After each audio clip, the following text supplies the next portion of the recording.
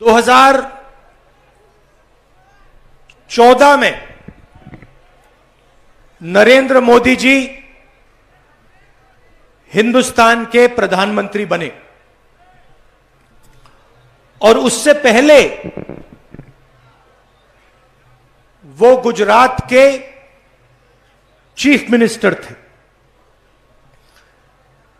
जो काम उन्होंने गुजरात में शुरू किया वो आज हिंदुस्तान में कर रहे हैं, जिसको गुजरात मॉडल कहा जाता था।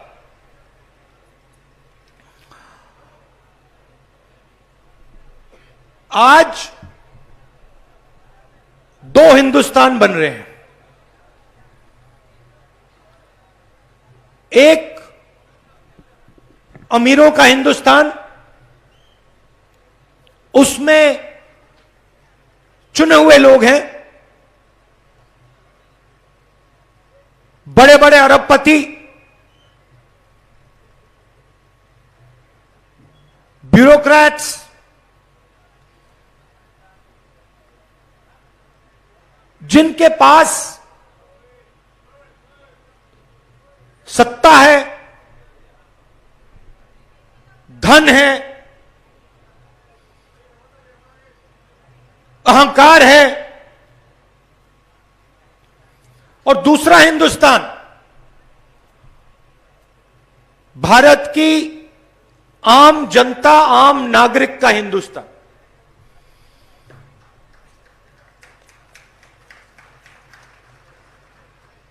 पहले ये गुजरात में टेस्ट किया गया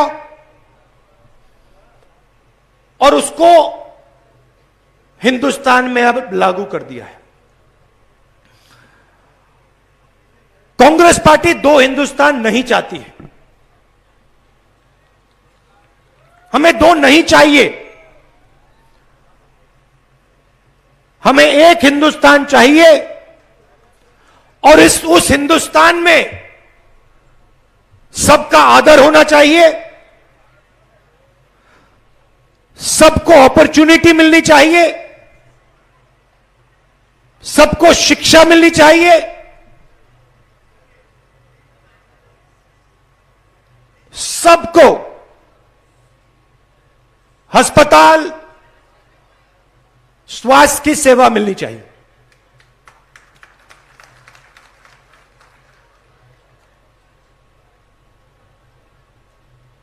जो बीजेपी का मॉडल है, दो हिंदुस्तान का, दो गुजरात का मॉडल, उसमें जनता का जो धन है, क्योंकि ये जो धन है, जंगल है, जमीन है, जल है, ये किसी उद्योगपति का नहीं है, ये आपका है,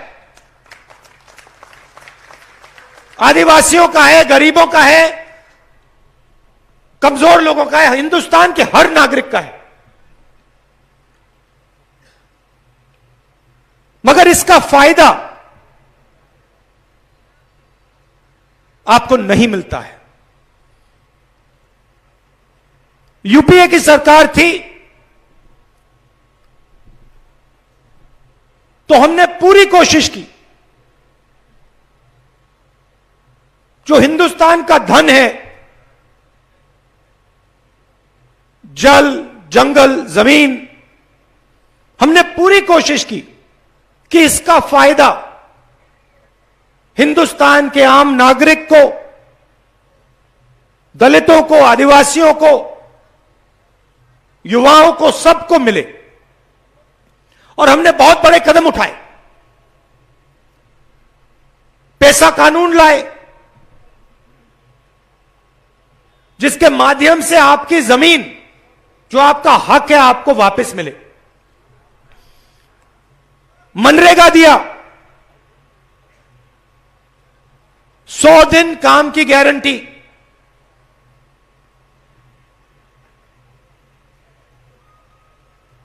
देश में उसको चलाया और करोड़ों लोगों को मनरेगा से फायदा मिला। जमीन अधिग्रहण बिल लाए। पहले क्या होता था, बिना आपसे पूछे आपकी जमीन छीन ली जाती थी, कॉम्पनसेशन नहीं दिया जाता था, कभी कभी व्यक्ति को मालूम भी नहीं होता था कि उसकी जमीन छीन ली गई। अंग्रेजों के समय का कानून था, हमने उसको बदला। बिना पूछे आपसे जमीन नहीं ली जा सकती। अगर जमीन ली जाएगी, पूछकर ली जाएगी और फिर आपको कॉम्पनसेशन मिलेगा, मार्केट रेट से 4 गुना ज्यादा कॉम्पनसेशन मिलेगा। यह हमने करके दिखाया। बीजेपी आई, प्रधानमंत्री ने लोकसभा में पूरी दुनिया के सामने मनरेगा का मजाक उड़ाया। कहते हैं मैं इसको रद्द करना चाहता हूं मगर नहीं करूंगा, क्योंकि मैं चाहता हूं कि देश को याद हो कि कांग्रेस पार्टी ने क्या किया था।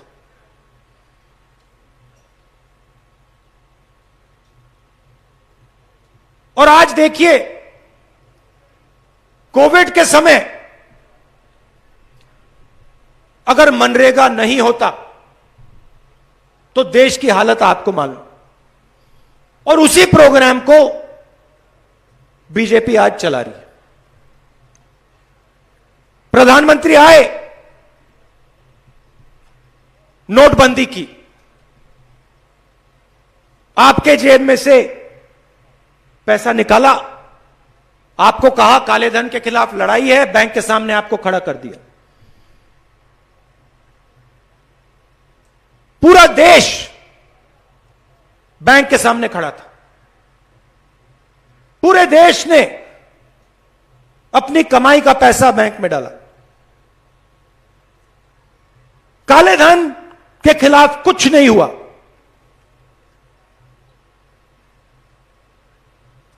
अरबपतियों को फायदा हुआ। वही लोग जो अमीरों के हिंदुस्तान में जीते हैं, हवाई जहाज में उड़ते हैं, उनको फायदा हुआ, मगर आम नागरिक को कुछ नहीं मिला। उसके बाद जीएसटी लागू की। एक बार फिर ऐसी जीएसटी बनाई कि जो कमजोर व्यक्ति है, चाहे वो किसान हो, मजदूर हो, छोटा दुकानदार हो, उसको नुकसान हो और अरबपतियों को फायदा मिले। तो जो भी इन्होंने किया है, चाहे वो गुजरात में, चाहे वो हिंदुस्तान में, इन्होंने 2 हिंदुस्तान बनाने के लिए किया है। एक अमीरों का हिंदुस्तान, जिसमें चुने हुए लोग कोई भी सपना देख सकते हैं, कुछ भी कर सकते हैं, उनके लिए कोई कानून नहीं, कुछ नहीं। और दूसरा हिंदुस्तान, जिसमें लाखों करोड़ लोग रहते हैं, गरीबी में रहते हैं। कोरोना के समय अस्पताल में जाते हैं, मरने के लिए अस्पताल जाते हैं,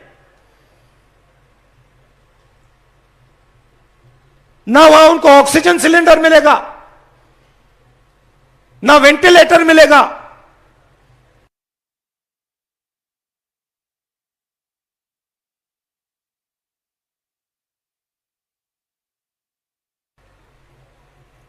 प्रधानमंत्री कहते हैं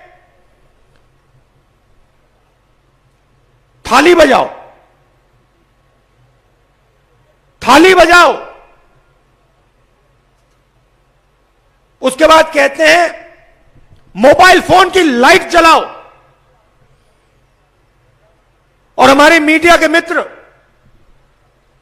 यह सवाल नहीं उठाते कि गुजरात में 3 लाख लोगों ने दम तोड़ा है। ये नहीं कहते कि गुजरात में 3 लाख लोग मरे हैं। ये नहीं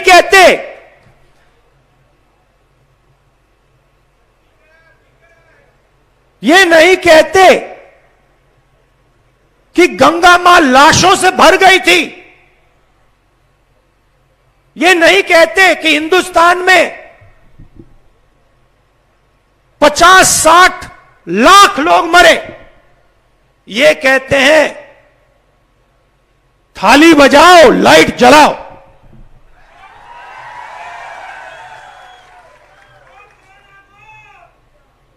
और फिर टीवी पे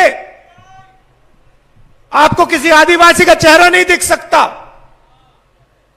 कभी देखा आपने आदिवासी नेता का चेहरा टीवी पे? आपको गरीब व्यक्ति का चेहरा नहीं दिख सकता, किसान का चेहरा नहीं दिख सकता, छोटे दुकानदार का चेहरा नहीं दिख सकता। नरेंद्र मोदी का चेहरा दिखेगा। और इस देश में किसी का चेहरा है ही नहीं। 24 घंटा एक ही चेहरा आपको दिखेगा।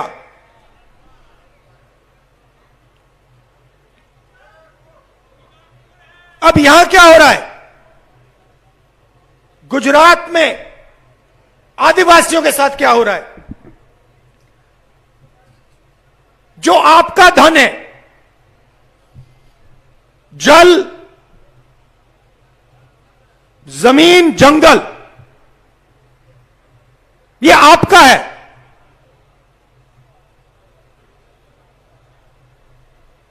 ये गुजरात की सरकार का नहीं है। ये आपके चीफ मिनिस्टर का नहीं है। ये गुजरात के चुने हुए बिजनेसमैन का नहीं है। ये आपका है। और इस जल, जमीन और जंगल का फायदा आपको नहीं मिल रहा है। और गुजरात का हर आदिवासी इस बात को गहराई से समझता है, क्योंकि उसको हर रोज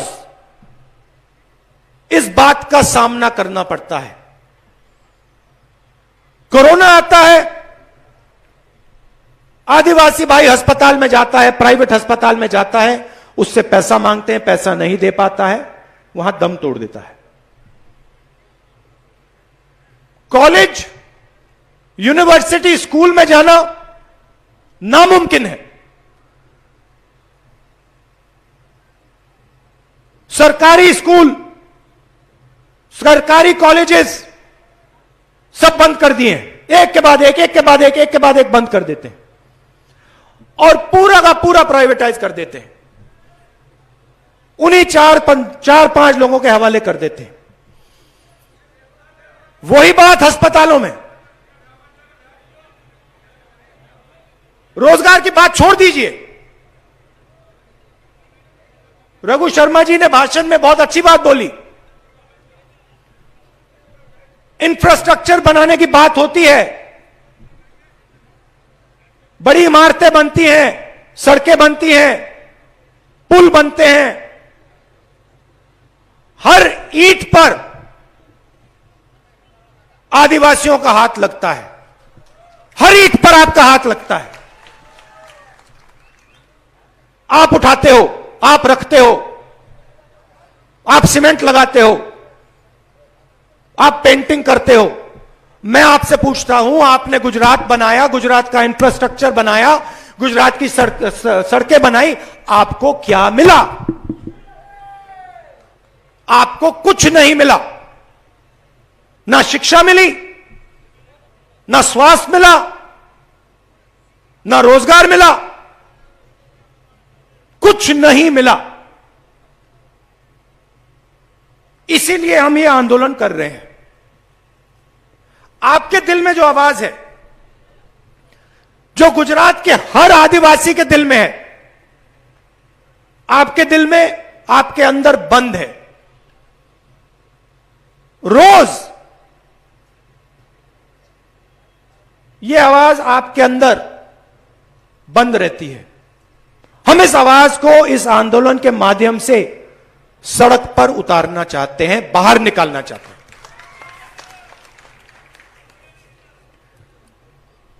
कि गुजरात की सरकार को, जो आदिवासियों के दिल में है, जो आदिवासी चाहते हैं, वो सुनाई दे, क्योंकि ये सरकार आपकी आवाज को सुन नहीं रही है। कांग्रेस पार्टी आपके साथ मिलकर इस आवाज को इतना मजबूत बनाना चाहती है कि गुजरात छोड़ो, हिंदुस्तान के प्रधानमंत्री को यह आवाज सुनाई दे जाए।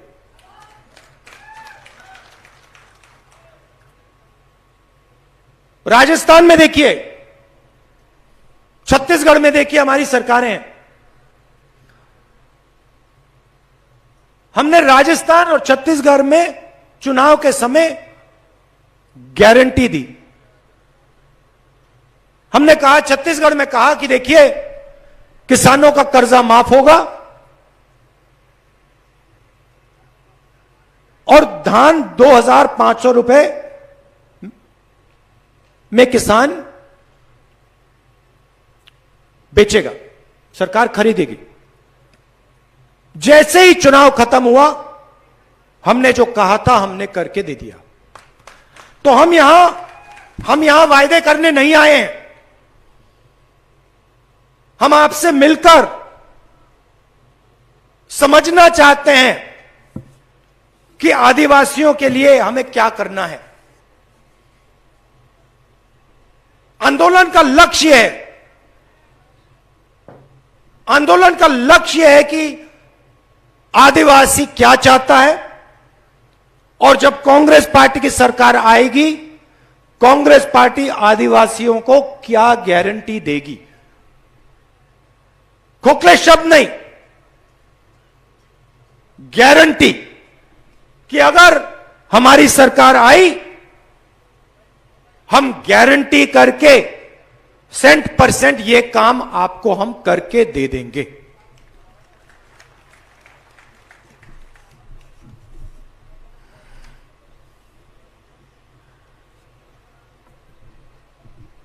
राजस्थान में हमने स्वास्थ्य का मॉडल तैयार किया है।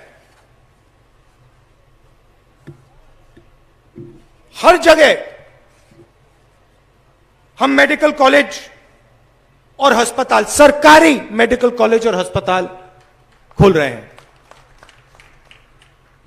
10 लाख रुपए मेडिकल इंश्योरेंस मिलता है राजस्थान में। 5 लाख रुपए एक्सीडेंट क्लेम इंश्योरेंस मिलता है। मुफ्त में दवाई मिलती है, मुफ्त में मेडिकल इन्वेस्टिगेशन होता है, सारे के सारे ओपीडी मुफ्त।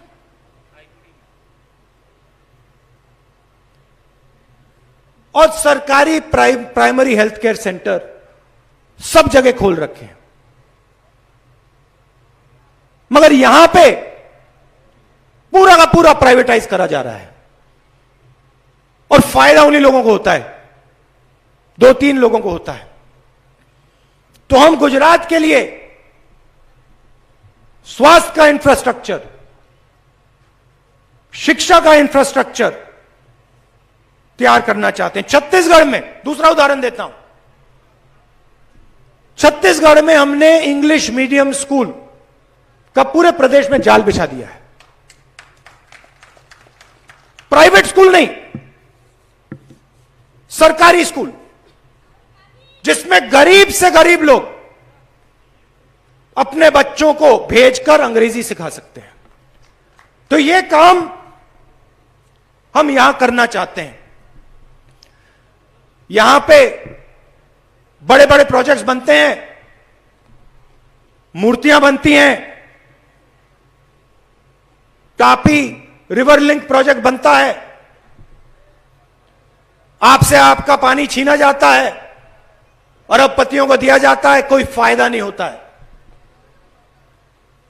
मैं तो आपसे सीधा कह रहा हूं, कांग्रेस पार्टी यहां चुनाव जीतेगी। ये जो रिवर लिंकिंग का प्रोजेक्ट है इसको हम बंद कर देंगे, खत्म कर देंगे।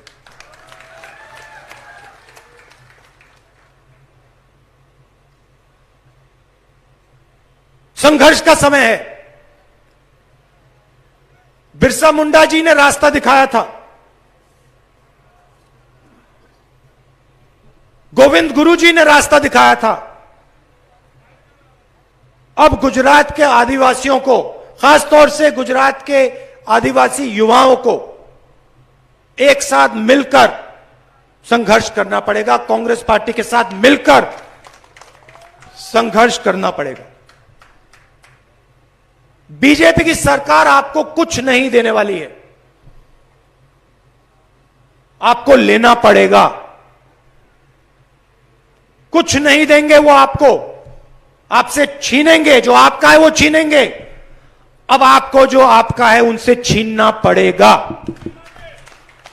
और बिना डरे, यहां जिग्नेश बैठा है, पहली बार मैंने सुना आंदोलन करने के लिए परमिशन की जरूरत है। सिर्फ गुजरात में, और दुनिया में कोई ऐसी जगह नहीं है जहां पे भैया आंदोलन करने के लिए परमिशन की जरूरत है। 3 महीने की जेल दे दी। मगर मैं जिग्नेश को जानता हूं, इसको आप 10 साल की जेल दे दो, कोई फर्क नहीं पड़ने वाला। और ऐसे ही गुजरात में लाखों युवा हैं जो सच्चाई को समझते हैं, जो जानते हैं गुजरात मॉडल क्या है, नरेंद्र मोदी जी का मॉडल क्या है, जानते हैं, समझते हैं। और मैं उनसे कहना चाहता हूं, नया गुजरात बनाना पड़ेगा। आपके भविष्य की बात है। आप रोजगार चाहते हो, शिक्षा चाहते हो, स्वास्थ्य चाहते हो, ये लोग आपको नहीं देने वाले हैं। ये लोग सिर्फ 2-3 अरबपतियों को आपका भविष्य बेचना चाहते हैं। तो आपको गुजरात के युवा को, चाहे वो आदिवासी हो, दलित हो, जो भी हो, हर जात का हो, आप सबको मिलकर खड़ा होना पड़ेगा। आपके भविष्य की लड़ाई है। हम इस लड़ाई में, कांग्रेस पार्टी और मैं, हम इस लड़ाई में आपके साथ खड़े हैं। 24 घंटा खड़े हैं। और एक बार फिर जो हमारा पुराना मॉडल हुआ करता था, कोऑपरेटिव मॉडल, जनता का मॉडल, अमूल का मॉडल, उस मॉडल को हम फिर गुजरात में लाना चाहते हैं, जहां पे जनता की आवाज, जो जनता के दिल में हो, जनता की आवाज सरकार को चलाए। मिलकर, एक साथ मिलकर सरकार को चलाए। आज 2-3 लोग सरकार को चलाते हैं, जनता चुप बैठी है, डरी हुई है। 24 घंटा मीडिया डिस्ट्रैक्ट करती रहती है, कुछ ना कुछ उल्टा सीधा बोलते रहते हैं। नरेंद्र मोदी की फोटो दिखा देंगे, किसी एक्टर का चेहरा दिखा देंगे, एक्ट्रेस का चेहरा दिखा देंगे, ध्यान उधर ले जाएंगे। मगर जो सच्चाई है उसके बारे में ये कुछ नहीं बोलेंगे। सही बोला ना? तो अब जनता को, युवाओं को एक साथ खड़ा होना पड़ेगा। आप सच्चाई जानते हो, समझते हो, पहचानते हो। अब उस सच्चाई के लिए लड़ना पड़ेगा, बिना डरे लड़ना पड़ेगा। और पूरा भरोसा है कि आने वाले चुनाव में यहां पे गुजरात में कांग्रेस पार्टी की सरकार बनेगी।